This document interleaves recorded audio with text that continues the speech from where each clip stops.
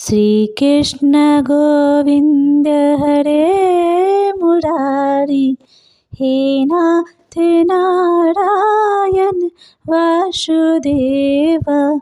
श्री कृष्ण गोविंद हरे मुरारी, हे नाथ नारायण वासुदेव।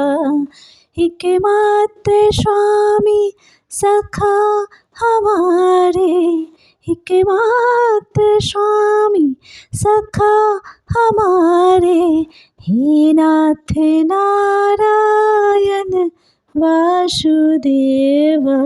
योगेश्वर श्री कृष्ण प्रभु श्रीनाथ नारायण के शरण में जो भी भक्त आते हैं, उनकी भक्ति कर उनकी सेवा करते हैं, उन पर सब कुछ छोड़ उन्हें अपना सखा बना लेते हैं।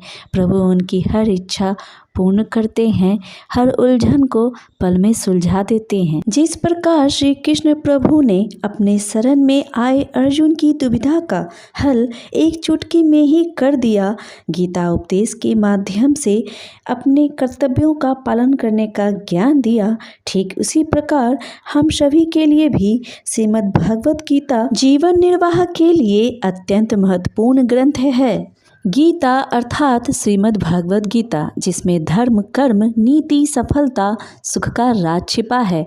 गीता में दिए गए उपदेश यदि कोई मनुष्य पढ़ ले तो उस मनुष्य को जीवन की राह आसान लगने लगती है। भगवान श्री कृष्ण ने अर्जुन के माध्यम से संसार को गीता का उपदेश दिया था।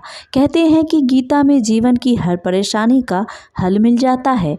तो आइए हम सभी गीता जयंती, गीता महोत्सव क्यों और कब से मनाई जाती है, कौन सी एकादशी के दिन गीता जयंती होती है, आज के दिन भगवत गीता की पूजा करने का महत्व क्यों है, आज की इस वीडियो में हम इस महत्वपूर्ण जानकारी को जानते हैं।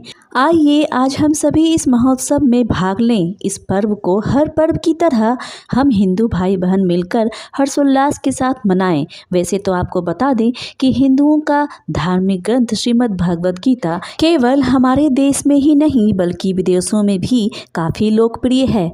इसमें दिए गए ज्ञान में जीवन से जुड़ी हर समस्या का समाधान मिलता है। पूरे एक साल में 24 एकादशी होते हैं और सभी का अपना अपना महत्व होता है। वहीं हर साल मार्गशीर्ष माह के शुक्ल पक्ष की एकादशी तिथि साल की अंतिम एकादशी होती है। इसी एकादशी को मोक्षदा एकादशी कहा जाता है और हर एकादशी की तरह इस एकादशी दिन भी श्री हरि विष्णु की पूजा आराधना की जाती है। हिंदू कैलेंडर के मुताबिक मार्गशीर्ष की एकादशी को मोक्षदा एकादशी कहा जाता है और इसी दिन गीता जयंती भी मनाई जाती है। साथ ही यह धनुर्मास की एकादशी कहलाता है, जिस कारण इसका महत्व कई गुना बढ़ जाता है। गीता जयंती अर्थात श्रीमद् भगवत गीता जयंती वह शुभ दिन था जब द्वापर युग में भगवान विष्णु के अवतार श्री कृष्ण प्रभु ने अपने मित्र और साथी अर्जुन को गीता का ज्ञान देकर उसके टूटे हुए मनोबल को जोड़ने का काम किया था। अर्जुन को गीता उपदेश देकर श्री कृष्ण प्रभु ने सही मार्गदर्शन किया। हरियाणा के कुरुक्षेत्र नामक स्थान पर श्री कृष्ण प्रभु ने 45 मिनट का गीता उपदेश दिया था।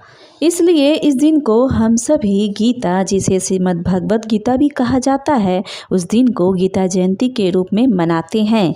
अर्थात मोक्षदा एकादशी के दिन रविवार था जब श्री कृष्ण ने अर्जुन को गीता का ज्ञान दिया। तब से इस दिन को गीता का जन्मदिन माना जाता है। इस साल भगवत गीता महोत्सव 22 दिसंबर को मनाई जाएगी। पंचांग के अनुसार ये श्रीमद् भगवत गीता की 5160वां वर्षगांठ होगी।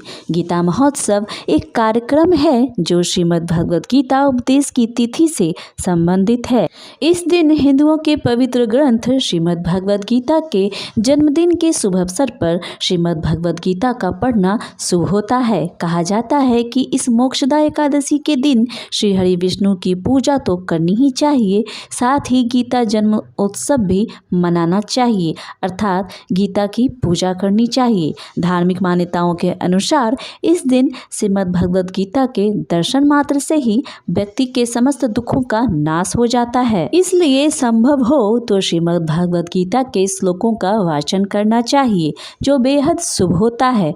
कम से कम 11वें अध्याय का पाठ जरूर करना चाहिए, जिससे कई जन्मों के पाप कट जाते हैं। यही कारण है कि गीता जन्मोत्सव हमारे जीवन में बहुत ही विशेष महत्व रखता है, जिसे पढ़कर हम ज्ञान प्राप्त कर सही गलत धर्म कर्म जीवन में सही राह पर चलने की राह को पाते हैं और उस पर चलकर अपने मंजिल को प्राप्त करते हैं और अपने जीवन में किए गए सारे पापों से छुटकारा पाने का ज्ञान भी हमें यही श्रीमद् भगवद गीता ग्रंथ से प्राप्त होता है। इसी कारण साल के इस अंतिम एकादशी के दिन हमारे लिए नए साल की शुरुआत करने से पहले यह दिन हमें श्रीमद् भगवद गीता जैसे पवित्र ग्रंथ से अनमोल ज्ञान पाने का शुभ अवसर प्रदान करता है, जिसके द्वारा हम अपने जीवन को शुभ कर्मों से शुभ विचारों से शुभ और सफल बनाएं। आज की इस वीडियो में गीता जयंती से जुड़ी ऐसी महत्वपूर्ण जानकारी आपको कैसी लगी, कमेंट्स करके जरूर बताएं। क्या आप पहले गीता जयंती के बारे में जानते थे, ये भी जरूर बताएं। आज की इस वीडियो के माध्यम से आप सभी मित्रों, भक्तों और पूरे भारतवासियों को श्रीमद् भगवद गीता जन्मोत्सव की ढेर सारी शुभकामनाएं देती हूँ और आप सभी आगे भी इस वीडियो को सभी भक्तों में जरूर शेयर करें। धन्यवाद।